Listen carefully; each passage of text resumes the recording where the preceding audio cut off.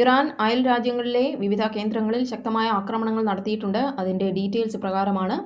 അബുദാബിയിൽ ഇറാന്റെ ballistic missile UAE പ്രതിരോധ സംവിധാനം തകർത്തെങ്കിലും അതിന്റെ അവശിഷ്ടങ്ങൾ പതിച്ച് ബനിയാസ് പ്രദേശത്ത് ഒരു പാകിസ്ഥാൻ സ്വദേശി കൊല്ലപ്പെട്ടു.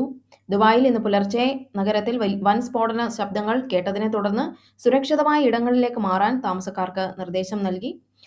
ഫുജൈറയിൽ ഫുജൈറ ഓയിൽ ഇൻഡസ്ട്രി സോണിന് നേരെ ഇറാന്റെ ഡ്രോൺ ആക്രമണം ഉണ്ടായി. കൂടാതെ ഒരു എണ്ണക്കപ്പലിന് നേരെയും ആക്രമണം ഉണ്ടായി. ഷാ ഗ്യാസ് ഫീൽഡ്, അതായത് സൗദി അതിർത്തിയോട് ചേർന്നുള്ള വലിയ പ്രകൃതിവാതക പാടമാണിത്. ഇതിന് നേരെയും ഡ്രോൺ ആക്രമണം ഉണ്ടാവുകയും അവിടെ തീപിടുത്തം ഉണ്ടാവുകയും ചെയ്തു. ഇറാഖിൽ ബാഗ്ദാദിലെ അമേരിക്കൻ എംബസിക്ക് നേരെ യുദ്ധം തുടങ്ങിയ ശേഷമുള്ള ഏറ്റവും ശക്തമായ ആക്രമണം ഇന്ന് നടന്നു. 5ലധികം ഡ്രോണുകളും റോക്കറ്റുകളും എംബസിക്ക് നേരെ തൊടുത്തുവിട്ടു. ഒരു ഡ്രോൺ എംബസി വളപ്പിൽ തന്നെ പതിച്ചു. ഖത്തറിൽ ഇന്ന് ഖത്തറിനെ ലക്ഷ്യമിട്ടെത്തിയത് 14 ബാലിസ്റ്റിക് മിസൈലുകളും നിരവധി ഡ്രോണുകളുമാണ്. ഇവയെല്ലാം തകർത്തതായി ഖത്തർ പ്രതിരോധ മന്ത്രാലയം അറിയിച്ചു. തലസ്ഥാനമായ ദോഹയിൽ വലിയ സ്ഫോടന ശബ്ദങ്ങൾ കേട്ടു. സൗദി അറേബ്യയിൽ സൗദിയുടെ കിഴക്കൻ മേഖല ലക്ഷ്യമിട്ടെത്തിയ 6 ഡ്രോണുകളെ സൗദി പ്രതിരോധ സേന വെടിവെച്ചിട്ടു. ഫെബ്രുവരിയിൽ മുംബൈ തീരത്ത് നിന്ന് ഇന്ത്യൻ കോസ്റ്റ് ഗാർഡ് പിടിച്ചെടുത്ത 3 ടാങ്കറുകൾ വിട്ടു നൽകണമെന്ന് ഇറാൻ ആവശ്യപ്പെട്ടതായി റിപ്പോർട്ടുകളുണ്ട്.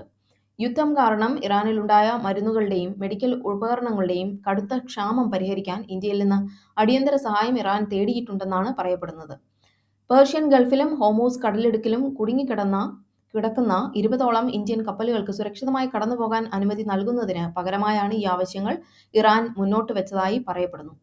ടാങ്കറുകൾക്ക് പകരം കപ്പലുകൾക്ക് സുരക്ഷിത പാത നൽകുന്ന തരത്തിലുള്ള കരാറിനെക്കുറിച്ചുള്ള വാർത്തകൾ അടിസ്ഥാനരഹിതമാണെന്ന് ഇന്ത്യൻ വിദേശകാര്യ മന്ത്രാലയം വ്യക്തമാക്കി. പിടിച്ചെടുത്ത കപ്പലുകൾ ഇറാന്റെ ഉടമസ്ഥയിലുള്ളവയല്ലെന്നും അതിനാൽ അവ വിട്ടു നൽകുന്ന കാര്യത്തിൽ ഇറാനുമായി ചർച്ച നടത്തേണ്ടതില്ലെന്നും ഇന്ത്യൻ ഉദ്യോഗസ്ഥർ അറിയിച്ചു. അടുത്തിടെ ചില ഇന്ത്യൻ എണ്ണക്കപ്പലുകൾ സുരക്ഷിതമായി ഇന്ത്യയിലെത്തിയത് ഇരു രാജ്യങ്ങളും തമ്മിലുള്ള ദീർഘകാല നയതന്ത്ര ബന്ധത്തിന്റെ ഫലമാണെന്നും പ്രത്യേക കരാറിന്റെ ഭാഗമല്ലെന്നും ഇന്ത്യൻ വക്താവ് രൺധീർ ജയ്സ്വാൾ പറഞ്ഞു.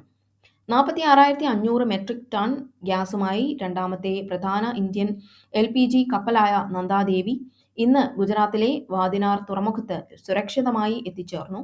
ഇന്നലെ ശിവാലിക് എന്ന കപ്പൽ മുന്ദ്ര പോർട്ടിൽ എത്തിയിരുന്നു. ഏകദേശം 800ഓളം ഇന്ത്യൻ ജീവനക്കാരുള്ള 22 മുതൽ 28 വരെ ഇന്ത്യൻ കപ്പലുകൾ ഇപ്പോഴും ഹോർമൂസ് കടലിടുക്കിന് സമീപം അനുമതിക്കായി കാത്തുനിൽക്കുകയാണ്.